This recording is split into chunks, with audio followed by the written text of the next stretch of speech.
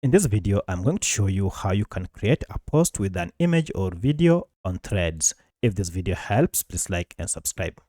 Now, to compose a post that contains an image or video is pretty simple. Just go to your Threads account, log into your account, and then go to what's new here.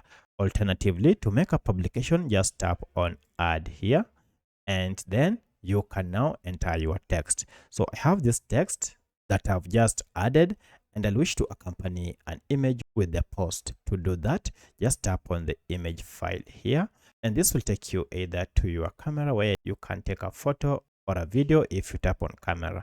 However, if you have your media file already in your gallery, just select it. For my case, I'll select this image and then tap on done. And now I'll tap on post to publish it.